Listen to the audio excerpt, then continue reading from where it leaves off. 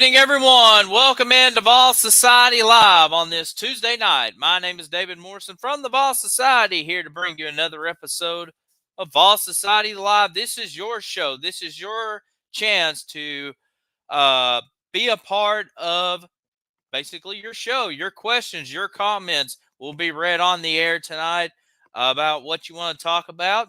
Obviously, we're going to be talking a lot about Tennessee basketball tonight as we are coming towards somewhat the end of the regular season before we jump into tournament time. But we'll talk about kind of everything going on. But, at the same time, if you have any other questions or comments about basketball, or we can even talk football too, this is your chance to talk. The chat room is now open, whether you're watching us on Facebook, YouTube, or Twitter X, whatever you want to call it. It is open, and fire away. And, of course, I'll just be kind of rambling on myself, if you will. But anyways, Tennessee right now, basketball-wise, taking a tough loss Saturday on the road at Texas A&M. Pull up my stats here really quick. Yeah, just an ugly game overall. Last Saturday, final score 85-69. Just a rough showing all the way around. Started out the game slow, and it just continued to kind of get worse throughout the whole night. But Dalton Knecht ended up with 22 points in that game. Adu had an off night with 6. Ziegler looked fine, scoring 15 points. It was just really between Wade Taylor and Rafford just really hurt us on Saturday. And now Tennessee looking to regroup as we get ready to take on Arkansas tomorrow night at Bud Walton Arena. But Tennessee was looking good. I mean, they're still a good team. Don't get me wrong. I'm not trying to say the season's over by no means. It's just we were looking really good and very confident this time, and especially that big emotional win defeating Kentucky after slipping one at home to South Carolina. It looked like everything was rolling along, and I really thought we were going to go to Texas A&M and pick out a win there, but I was wrong on that. I think a lot of all fans were wrong, and even themselves were wrong. But now we have to kind of regroup and refocus. Still not out of the regular season championship picture by no means. Just a game and a half out of first place, but going to have to get a lot of help. But good news is right now, the next 3 games that Tennessee's going to face is 3 of the worst teams in the league this year. At Arkansas tomorrow night, although we've had our struggles at Bud Walton Arena over the years, but we do play them tomorrow night at 9 o'clock on ESPN2. Arkansas just had a very disappointing season, kind of a shocking season where they're at this point, especially for an Eric Musselman group that, always makes the NCAA tournament, made Elite Eights, and I thought they would be a lot tougher this year, but just certainly not the case. So, an opportunity to pick up a big road win, which I think Tennessee, yeah, you already got that big road win at Rupp Arena, but I think another nice, significant road win, even with a down Arkansas team, could be big. And then Saturday, you take on Vanderbilt. This will be the second time you meet Vandy. You get them at home for a 6 o'clock tip-off on the SEC Network. So I feel very confident that. And then a week from today will be at Missouri, a 7 o'clock tip-off on the SEC Network. And Missouri has not won an SEC game this year. They've had a terrible season themselves. So there's a little bit of hope this next upcoming week, starting tomorrow night, taking on 3 of the bottom teams and kind of hopefully can rack out some wins. Yeah, there's a couple road games in there, but I feel very confident in that. And then the heart of the schedule, the end of the season coming up, you get your rematch with Texas A&M on February 24th, and then you take on Auburn for the first time this year, but you get them at home, and then another matchup with Alabama at Alabama. That's going to be a very tough road environment, especially we'll see where Alabama is up to that point, and then a rematch with South Carolina on the road. You definitely need to get that win in Columbia on March the 6th, and then you come back home and take on Kentucky at Thompson-Boling to wrap up the season. But overall, like I said, that A&M loss stung badly. Really wish we picked that win up. Even though Texas A&M, I think, is a tournament team, they're a bubble team, but I think they can make the big dance. Uh, but kind of going forward, at least the schedule lightens up for us this upcoming week, and then we really get into the heart of the schedule, beginning with that rematch with Texas A&M on the 24th. So, what do y'all think about it? Uh, like I said, the chat room is open. Leave your comments or your questions. Give a couple shout outs on the Facebook page really quick. Shout out to Joey and Trish leaving us a like on the Facebook page.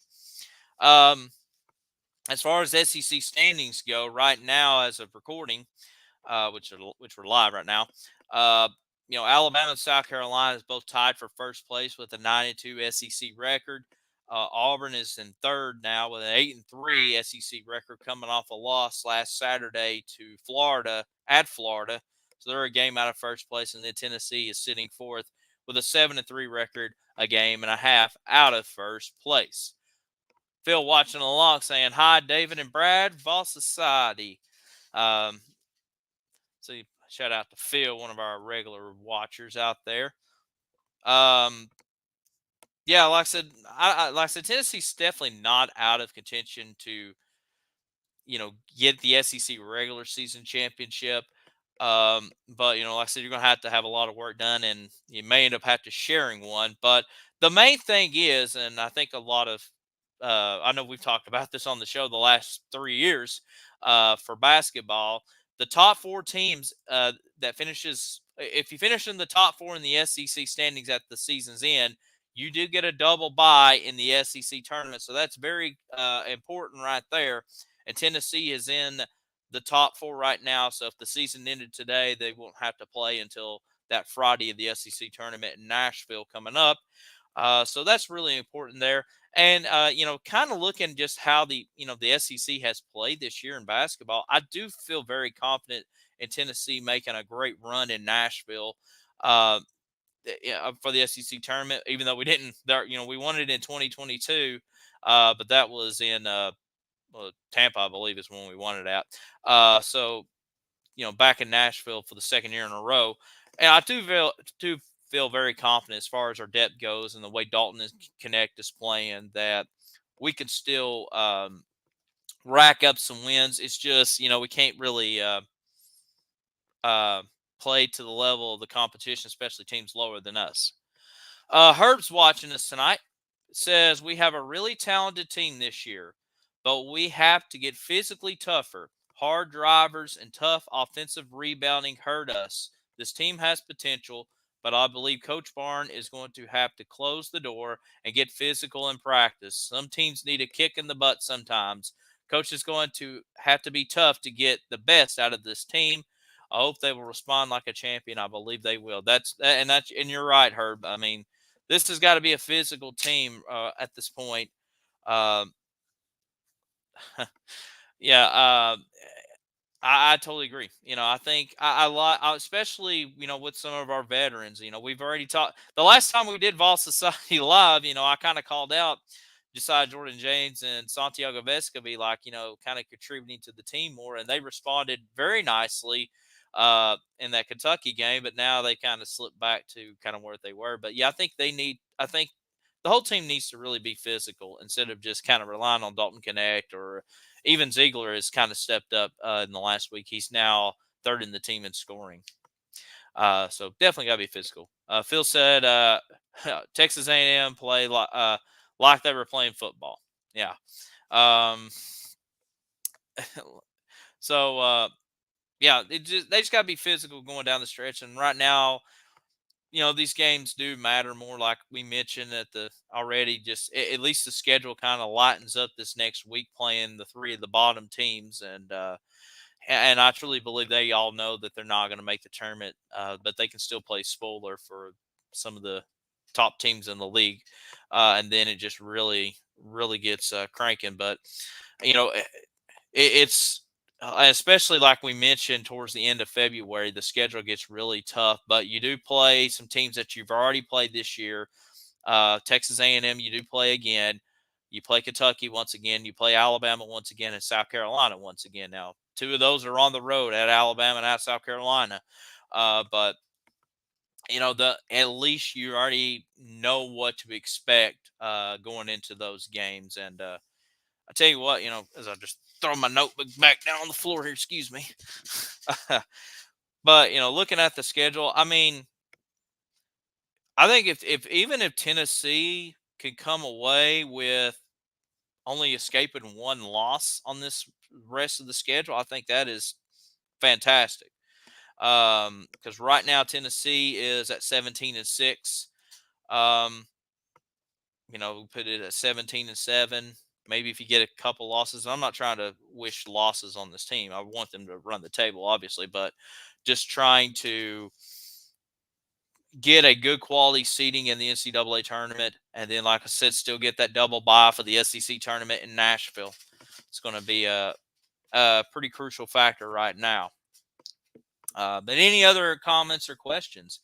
Z-Dog, Claire, Michael, Kevin, and I can't remember if we shout out Joey, but we'll shout out Joey again, leaving us a like on the Facebook page tonight.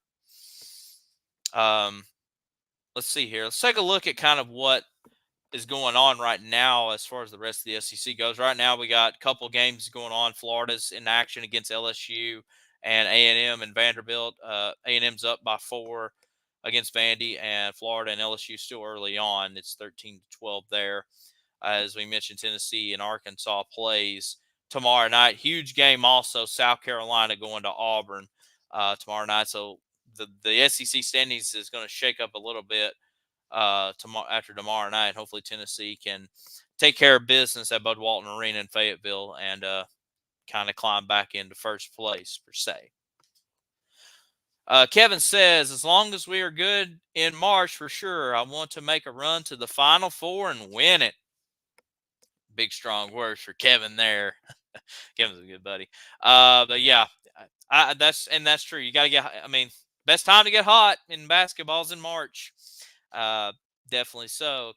Kelly watching us tonight on Facebook says, need that 2 seed in the NCAA tournament. Yeah.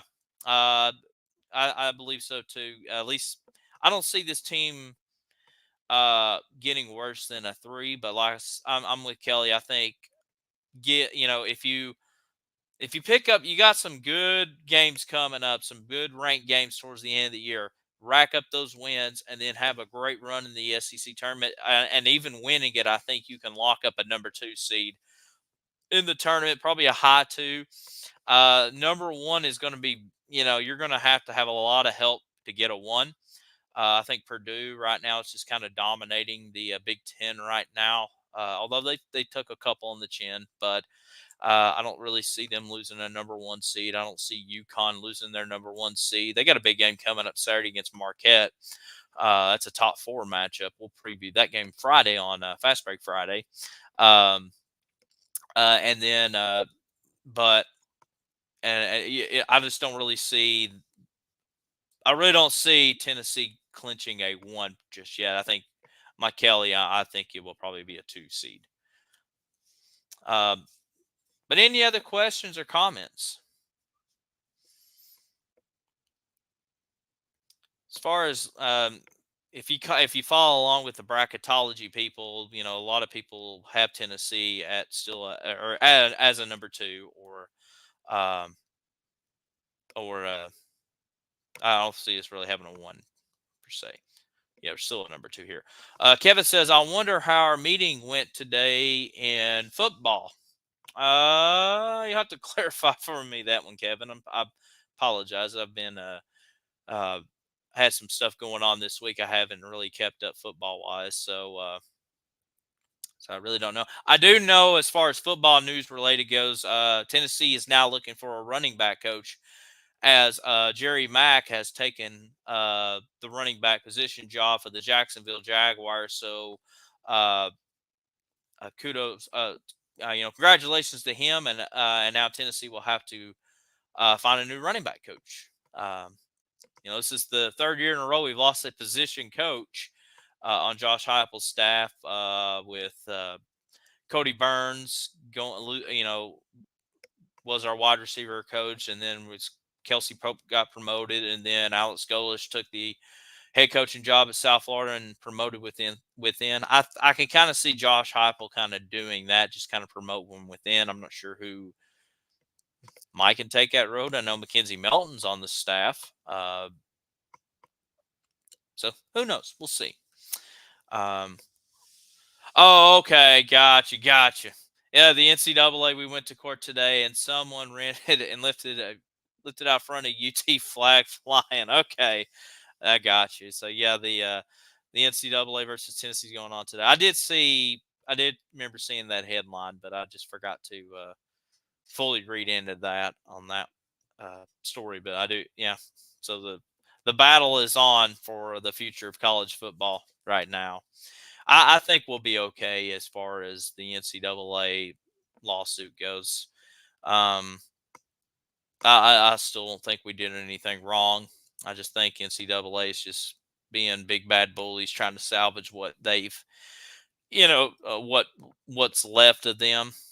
I personally, as I've kind of reflect on it since the last time we talked to you, Kevin says, "Yep, go Vols." Uh, since the last, as I've kind of, the last time we talked was the day that the lawsuit came out. Yeah, I really don't think the NCAA is going away as far as an organization goes. I kind of see, as far as the end game goes, I do think the Power Five schools will kind of break out on their own and form their version of college football, maybe college athletics in general. And then the NCAA will probably sanction some of the smaller schools, your group of sixes. And of course, they also watch over Division II, Division III, FCS schools. I mean, there's a lot of schools that they have to watch over. And, the Power Fives are the ones that's raking in a lot of the money, obviously. Uh, due to TV contracts and just national exposure and merchandise and ticket sales and boosters and stuff like that. I mean, it's always been an apples and oranges uh, sport per se. You know, Tennessee is more Tennessee Knoxville has always been more significant than Tennessee Chattanooga and UT Martin and all that. It's just the way it is. So I think you'll probably see that in the future. Like the NCAA will still be around. There'll be an NCAA football, but it'll just be without the Power Five schools. I think that's where eventually it's going to head that way. And I know a lot of some people don't like that, and in a way I see that, but I think at the end of the day, it's going to work out good for everybody for the most part. Kelly's wondering, how do they do the brackets in the NCAA tournament? Good question. So there is a NCAA tournament committee, usually led by a school athletic director, and they are voted on by the NCAA every year. So I don't remember who it is this year, but I know like let's just use Danny White for an example. Let's say the NCAA. I know this is uh, uh, kind of funny how I'm wording this with the NCAA lawsuit, but let's say Danny White is voted the tournament chairman. He will appoint his tournament committee of who he wants, and that's usually a bunch of other ADs or people that is tied in with college basketball. All right, so then they will meet kind of like the college football committee and discuss who will go in the NCAA tournament. So the NCAA tournament is determined by automatic conference champions. So there are, I believe, if I'm trying to remember correctly, let's see, there's 36 at-large teams, and I think there's 32 conferences. 32, yeah. Okay, so there's 32 conference champions. So every conference has a conference tournament, and the winner of those conference tournaments gets an automatic bid to the NCAA. Then there's 36 at-large teams, so who has the great resumes and stuff. And most of the time, your at-large teams are your Power Five, or in college basketball perspective, Power Sixes. and then 32 plus 36 equals 68. So they'll take all 68 teams and then they will rank them 1 through 16 in the four quadrants of the NCAA tournament, and then they break it down by, they're supposed to break it down geographically. So let's say Tennessee, let's say, well, if they're a number 2 seed, they will probably either be in the, we'll say, the South region, and they will probably put us, and we'll use this year's tournament locations. Okay, Tennessee's a number 2 seed in the South, and they'll go to Charlotte, North Carolina, and they'll take on the 15 seed Sanford Bulldogs, champions of the Southern Conference. So it kind of just rinses repeats as that way. But that's basically how it is. It's 32 at automatic conference champions and 36 at large teams. Makes the field of 68. Yeah, that's so that hopefully that answers it out a little bit. That's a great question. They do, and the conference committee will release their top 16 teams, I believe, coming up either this weekend or the next weekend, just to kind of set the tone of where they think the top 16 teams are. Now, they ain't going to release the entire 68 field bracket, but usually around this time, I believe it'll probably be this weekend, they'll probably release their top 16 teams at this moment.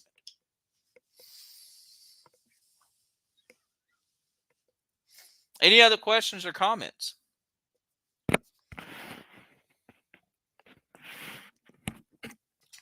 That's a great question.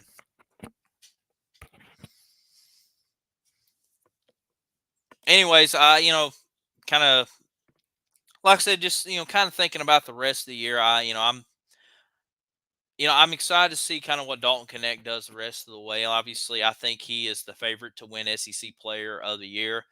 National Player of the Year, not sure yet. You're welcome, Kelly, and I appreciate you watching. Yeah, so I think Dalton Connect will probably definitely win SEC Player of the Year. National Player of the Year, I'm not sure. I think they'll probably give it to Zach Edey again.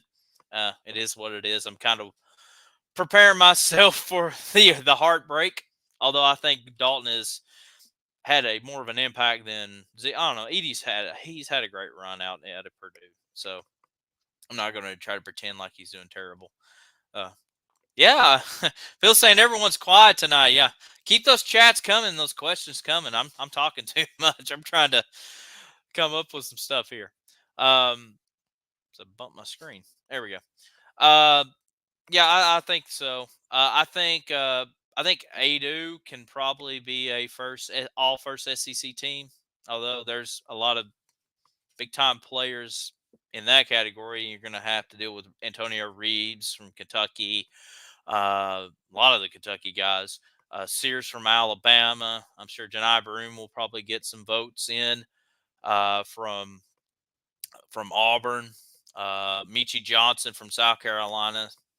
But I think Tennessee will be well represented in the as far as postseason play, or as far as all SEC teams go. And then the rest of the year, I think Tennessee will be fine. I think you got a lot of opportunity to pick up some big wins. Excuse me. Mind my manners there. I think Tennessee can pick up some big time wins there along the way. Like I said, you got a fairly easy schedule coming up this next week, and then the revenge games coming up with A&M, with South Carolina, and then a lot of ranked matchups, especially the last 4 games of the seasons against ranked teams. Definitely so. But any others?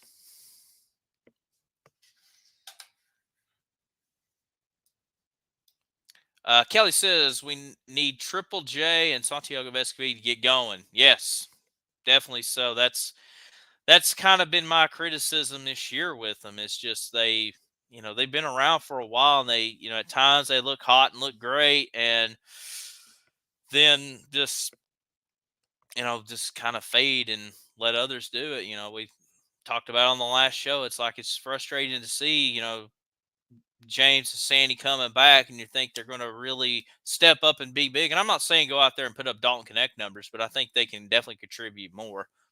But we've seen over the years, Keon Johnson and Springer and Julian Phillips and Kennedy Chandler all going to the NBA after 1 year, and they're like really the only ones that's kind of contributing there. Um, but yeah, definitely so. Phil says if Tennessee cuts the fouls out, they'll probably be all right. Yeah, yeah, especially late game fouling. That's really silly.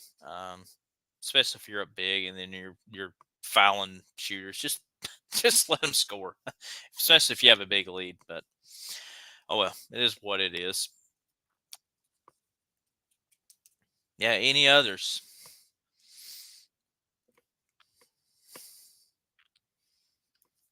Like, as far as stats goes wise, right now Dalton Connect is still averaging 20 points per game, shooting 40% from 3-point land. Adu leads the team in rebounds, averaging over 7 a game and almost 2 blocks a game. And Ziegler averaging about 5 assists a game with 2 steals. And all three of those guys I mentioned are averaging double digits in points. So to me, those have been the three best players that we've really got right now. I mean, and Triple J, I like Triple J, and he can help out from time to time. Sandy, if you need at times, he'll take a big shot if he can. Just yeah, I do think they can really contribute out. I mean, if Triple J and Sandy can really play on the level of Connect, Adu, and Ziegler, I definitely think this can be a Final Four team. It's just those two guys are, I don't want to say are holding us back, but they are. There's definitely we've seen better from both of those guys, and I think hopefully Coach Barneson can recognize that too. And we got a really good bench too. I mean, we haven't talked about Jordan Gainey and JP Estrella, JMI Meshack. Those guys, I mean, they've really helped out too coming off the bench. Toby Awaka, another one. So if those guys get in trouble, at least you have a backup that can go in there and play somewhat to their level. Phil says if the refs just let them play, or excuse me, if the refs just let them play, a lot of no nonsense foul calls. Yeah, that's what. Yeah, there's a few in the SEC that are definitely like that. Your Pat Adams and stuff like that. Um, yeah, I think Pat Adams and Rick Barnes are on first name basis at this point. Kelly says love Meshack. Yeah, he's really has improved in my eyes in the last year or two. Probably, I would say the most underrated player right now on this team. Um, doesn't get a lot of attention. I mean, yeah, he's a bench player, but I mean, he's definitely the first guy to coming off the bench and can contribute out. And I say once Sandy and James go on, I don't see Meshack transferring, knock on wood. But I definitely think he can be a starter next year, especially we're going to really need a lot of guys in that starting lineup next year. Because I think Dalton is going to the NBA after this year, obviously. Uh, Triple J finally his eligibility will be done along with Santis. So you're going to have 3 starters out and guys like Meshack, Toby Awaka, and I think Adu's still got another year. Um, but Meshack, Jordan Gainey, uh, and then some, maybe even Estrella. You're going to have to find guys. And of course, we'll find out who's hitting the transfer portal too. That's going to happen. It is what it is. Uh, but and who knows? There could be somebody out there that we don't know their name. That can be another like a Dalton Connect, just a diamond in the rough. And boy, we sure found one with Dalton Connect. Just a kid just hanging out in northern Colorado, leading the Big Sky and shooting, and super hardcore college basketball fans knew his name and knew who he was. I didn't. Um, Phil says I don't like Pat Adams, and Doug shout, yeah. Tennessee fans know them well. That's pretty bad when you're an SEC official and we know your names. Oh well. I made a joke to somebody, one of our friends. my personal friends, I said, I think these SEC officials used to work on Nickelodeon Guts or one of them Nickelodeon game shows because I don't know if they know the rules of basketball half the time. Definitely, definitely interesting. And Kelly agrees with Phil. We used to have Joe Lindsay in the league. I don't know whatever happened, if he's changed conferences or if he's done. I remember Joe Lindsay being there a lot, and Michael Stevens was another name that popped up a lot. But definitely Pat Adams and Doug Shaw feels like they kind of travel with us. I would say put them on payroll, but they bring more heartache than anything. I guess you can run on the court for Kelly. Yeah. But any others?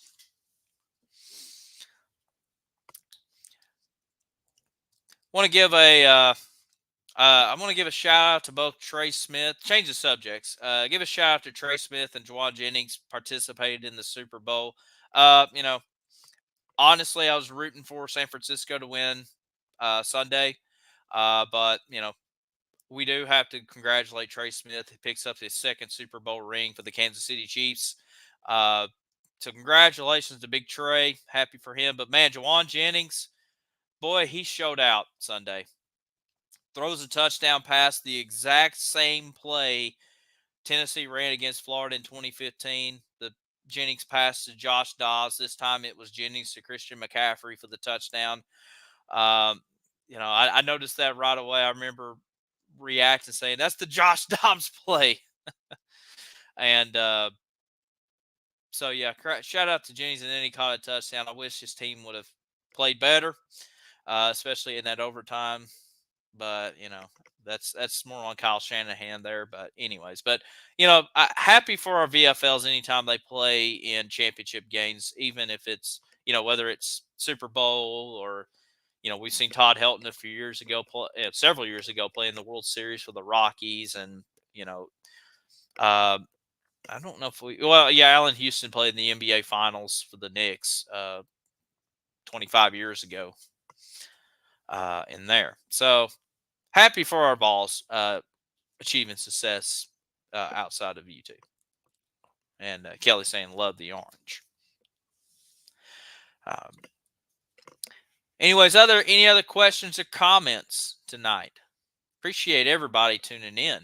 This has really been good tonight. Man, we've gone over a half an hour trying to squeeze this together here.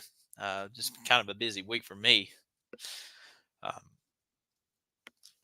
So I'm not as energetic as normally am, but definitely I'll definitely get more energetic once we get some wins and get going. Like I said, I still feel very confident in this basketball team and confident in Tennessee athletics and even taking down the NCAA in the meantime. All right, I guess we'll go ahead and start kind of wrapping up a little bit unless anybody else has anything. Appreciate everybody tuning in tonight. Fast Break Friday coming up Friday at noon. Our Vol Society College basketball show will it's a quick 15-minute show. Thank you, Phil. Have a great night to you too. Anyways, Fast Break Friday is a quick 15-minute preview. We preview in rapid fire session Tennessee men's basketball game, the Lady Vols, SEC action, and games across the nation. We do it all the way up into March Madness. We'll be back on Vol Society Live probably again in a couple of weeks. We'll probably do it. I'm looking at my schedule here or the calendar here. We'll do it again the 27th, so on another Tuesday night. So not next Tuesday, but the next Tuesday, February 27th. That'll be the night before we play Auburn, and that Saturday before we play Alabama, which that will start kind of that big stretch of games, even though we'll play A&M that Saturday before. But appreciate everybody tuning in to Vol Society Live. Have a great night. Stay safe. Be kind to one another. And we'll talk to y'all later on for Vol Society Live. Have a great night and go Vols.